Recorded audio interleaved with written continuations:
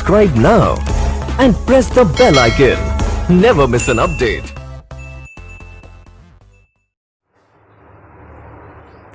तो स्वागत है बच्चों आपके अपने YouTube channel English and math classes में। इससे पिछला जो वीडियो हमारा वीडियो लेक्चर था उस पर हमने आपको टेंस और उसके प्रकार के बारे में, उसके सब कैटेगरी कितनी होती हैं, टेंस की कैटेगरी कितनी होती हैं, तो हमने बताया था कि टेंस जो होते हैं वो 3 प्रकार के होते हैं, प्रेजेंट टेंस, पास्ट टेंस और फ्यूचर टेंस। इसी तरीके से हर टेंस के 4 सब कैटेगरी होती हैं, जैसे indefinite tense, continuous tense, perfect tense और परफेक्ट कंटिन्यूअस टेंस। तो आज का जो हमारा टॉपिक है वो प्रेजेंट इंडेफिनिट टेंस है, जिसके बारे में हम लोग आज बात करेंगे। बहुत आसान चैप्टर है आज का हम लोगों का। टेंस में अगर आप प्रेजेंट इंडेफिनिट टेंस यानी कोई भी एक टेंस अगर आप समझ लेते हैं, उसके रूल्स समझ लेते हैं, तो आपको परेशानी का सामना नहीं करना पड़ेगा। तो यहाँ पे हमने देख रहे हैं कि प्रेजेंट इंडेफिनिट टेंस को की जो हिंदी होती है वो होती है वर्तमान अनिश्चित काल, यानी कि ऐसा सेंटेंस जिसमें काम करने का कोई समय निर्धारित ना किया गया हो, वो अनिश्चित हो कि वो काम कब से शुरू किया गया है और कब खत्म होगा, इसकी कोई जानकारी उस पर नहीं होती है। मतलब काम अनिश्चित है, काम कब से शुरू हुआ है, कब खत्म होगा, इसके बारे में हमें कुछ पता नहीं होता है। जे देखें, हमने इस पर समझाने की कोशिश की एक चार्ट के माध्यम से। देख रहे हैं यहाँ पे हमने अफर्मेटिव, नेगेटिव, इंट्रोगेटिव और WH फैमिली के इंट्रोगेटिव सेंटेंस भी लिखे हुए हैं। इस तरह से समझने में क्या है, कुछ बच्चे होता क्या है कि जो हमारे बच्चे बेसिक कॉन्सेप्ट नहीं समझ पाते हैं। टेंस एक ऐसी चीज है कि अगर इसको आपने नहीं समझा तो आप हर जगह अंग्रेजी में, इंग्लिश में ट्रांसलेट करने में या पैसिव वॉइस बनाने में या डायरेक्ट इनडायरेक्ट बनाने में हर क्षेत्र में आप पीछे रह जाएंगे। तो कोशिश करें वीडियो को स्किप ना करें, देखते रहें कंटिन्यू। एक बार समझ में ना आए 2 बार देखें, 3 बार देखें, और मुझे लगता है कि अगर आप ये पूरा वीडियो आप देख लेंगे तो आप प्रेजेंट इंडेफिनिट टेंस को कभी नहीं भूल पाएंगे। तो कोशिश करते हैं समझने का और समझाने का। तो देखें सबसे पहले हम देखेंगे कि प्रेजेंट इंडेफिनिट टेंस की पहचान क्या होती है। तो प्रेजेंट इंडेफिनिट टेंस की पहचान होती है कि वाक्य के अंत में ता है, ती है, ते हो, ताहू आदि आता है। किसी भी सेंटेंस में बच्चों, जब हम किसी सेंटेंस को हल करते हैं तो सबसे पहले ये देखते हैं कि वो जो सेंटेंस है वो किस टेंस का वाक्य है। जब तक हम ये नहीं पहचानेंगे तो हम उस सेंटेंस की अंग्रेजी नहीं बना पाएंगे, आप जानते हैं। तो अब वो जो सेंटेंस हम हल कर रहे हैं, अगर उस सेंटेंस के आखिर में, अंत में, एंड में ता है, ती है, ते हो, ताहू नजर आए, तो आपको जान लेना चाहिए कि वो सेंटेंस प्रेजेंट इंडेफिनिट टेंस का सेंटेंस है। उसका फिर देखेंगे कि उसका जो रूल होता है, उसके 2 रूल होते हैं, इजी हैं, समझ लेंगे। देखें, थर्ड पर्सन सिंगुलर सब्जेक्ट, ये सिंगुलर सब्जेक्ट है, subject. Third person singular subject के साथ में वर्ब की फर्स्ट फॉर्म प्लस एस या ईएस प्लस ऑब्जेक्ट का यूज किया जाता है। कुछ बच्चे first person, second person, third person pronoun को नहीं समझ पाते। उनके लिए मैंने यहां पे लिखा हुआ है, जो ही होता है, शी होता है, इट होता है, या किसी व्यक्ति का नाम होता है, या कोई एक शख्स हो, व्यक्ति हो, द बॉय जैसे, द फार्मर, है ना। इन प्रोनाउंस और सब्जेक्ट के साथ में जो हेल्पिंग वर्ब होती है वो डज या डज नॉट आती है। तो इससे आप third person, second person, first person का कॉन्सेप्ट अगर नहीं समझ पाते हैं, उसका सेपरेट वीडियो मेरा है, अगर आप देखेंगे तो समझ लेंगे।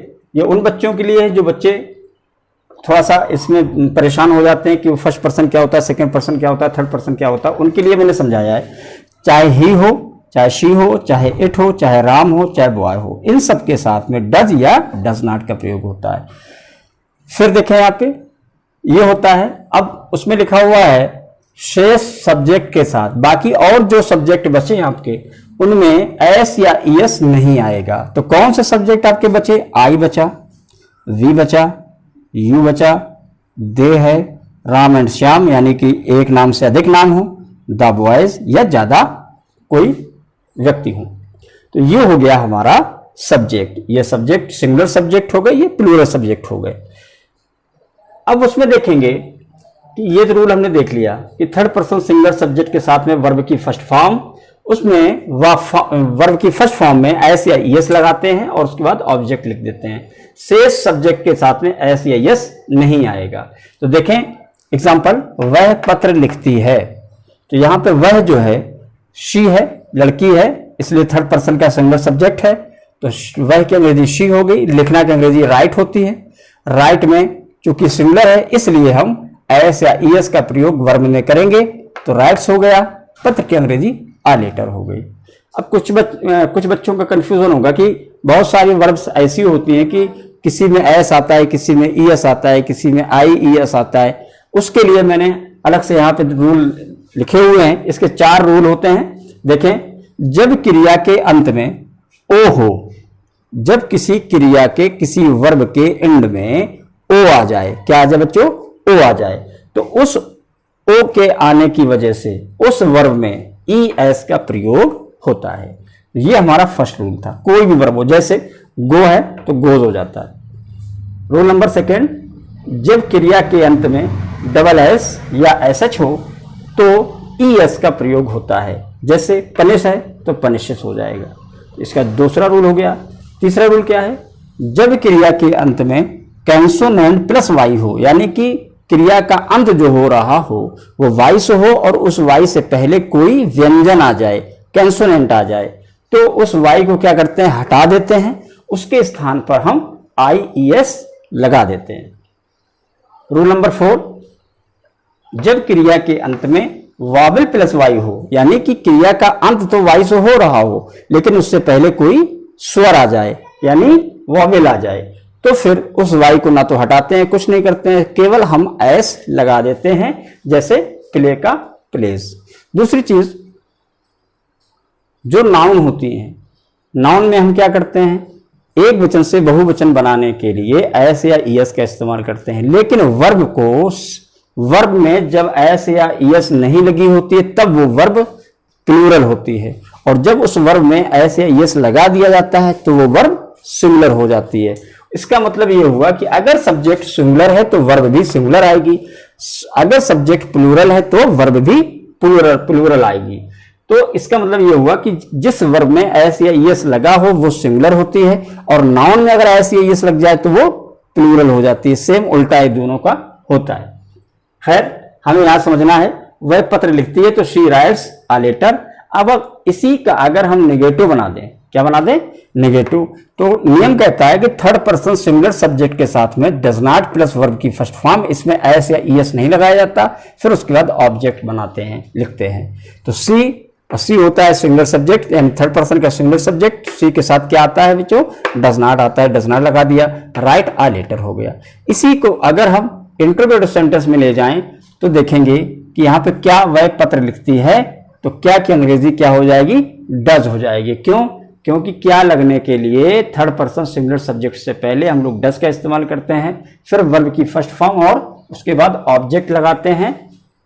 से सभी सब्जेक्ट से पहले डू आता है और इसके अंत में एक हम क्वेश्चन मार्क लगाते हैं, तो हो जाएगा does she write a letter. अब इसका जो एस या ईएस था वो हटा दिया जाता है, इससे भी हटा दिया गया और वो कहां पहुंच गया?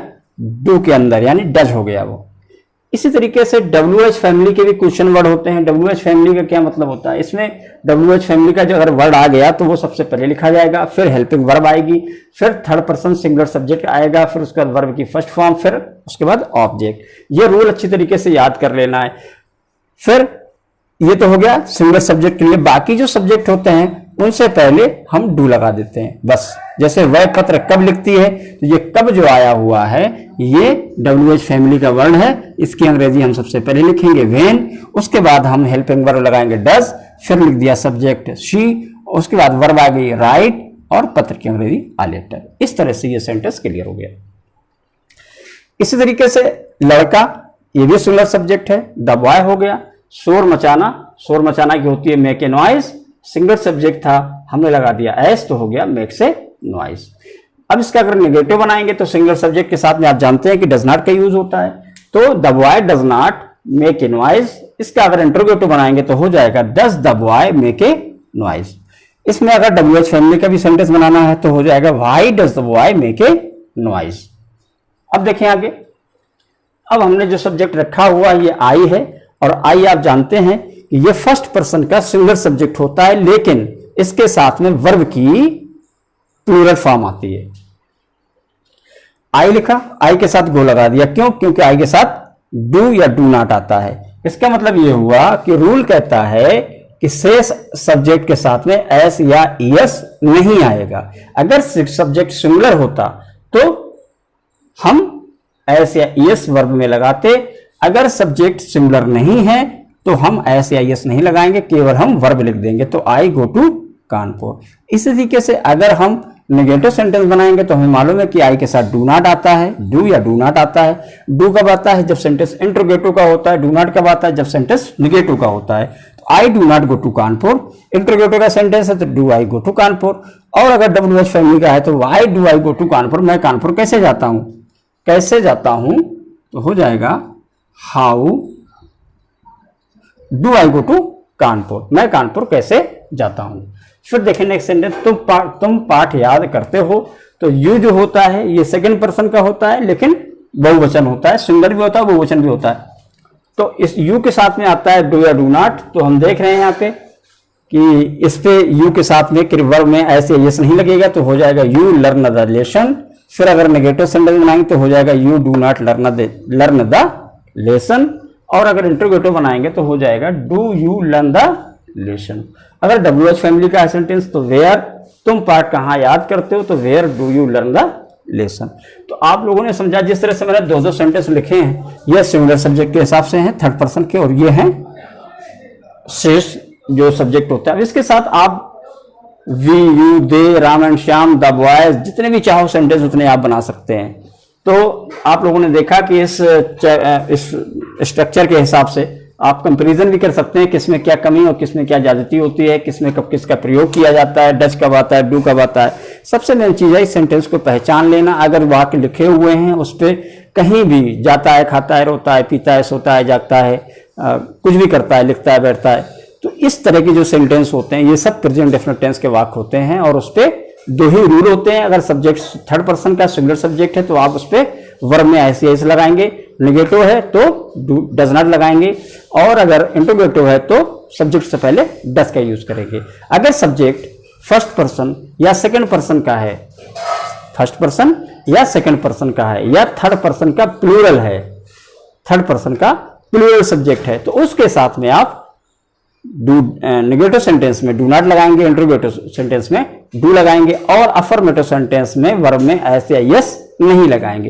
तो ये आज का क्लियर हो गया हमारा प्रेजेंट डेफिनिट टेंस। अब नेक्स्ट वीडियो हम लेके आएंगे प्रेजेंट कंटीन्यूअस टेंस के बारे में। उम्मीद है वीडियो आपको अच्छा लगेगा, पसंद आया हो। लाइक करें, कमेंट करें, शेयर करें, चैनल को जरूर सब्सक्राइब करें। फिर मिलते हैं अगले वीडियो में जिसका नाम होगा प्रेजेंट कंटीन्यूअस टेंस। तब तक के लिए धन्यवाद।